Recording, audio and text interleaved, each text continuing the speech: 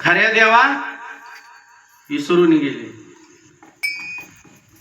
तुका म्हणे कैसे आंधळे हे जन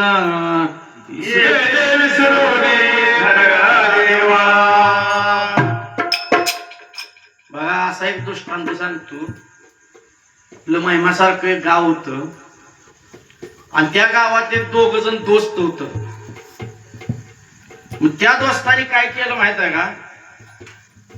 असा विचार केला रोज म्हणायचा तू चहा पाच, ही चहा पाच, ती चहा पाच. म्हणला आज तुझा पिलू उद्या माझा. असं मग त्यांना सवय होती जरा वेगळी. आता ती काय सांगावं लागत नाही वेगळी म्हणल्यावर कुठली ते टाकण्याची. त्याने तुझी माझी करण्यात हे दंग झालं गडी. आणि त्यांना जायचं होतं घराकडं.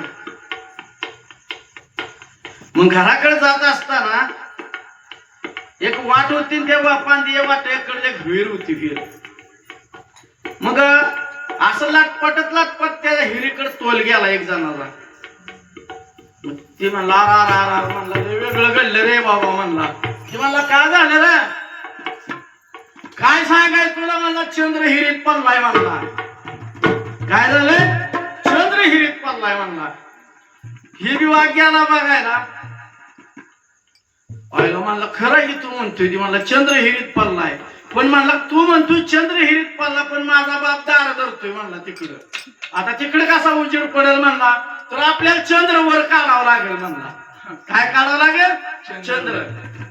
पण त्या शेतकऱ्याने एक बारडी ठेवलेली होती तिथंच.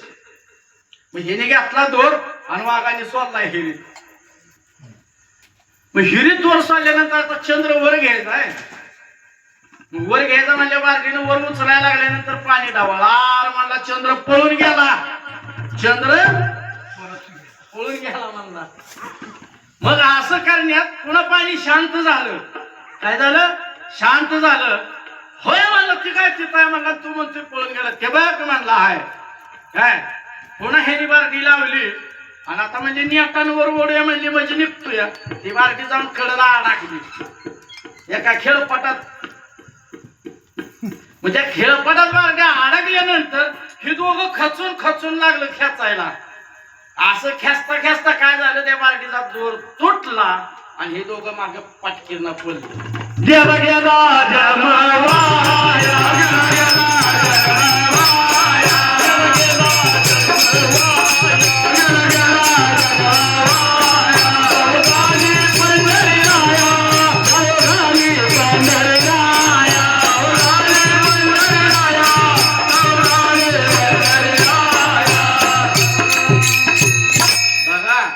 ह्यासाठी जर आपण गुंतून राहिलो, ह्यात जर आपला जन्म वाया जर घालवायचा असेल तर आपल्या सद्गुरूने दिलेलं हे नाम आहे आणि हे नामावर चाललेला आपला संप्रदाय.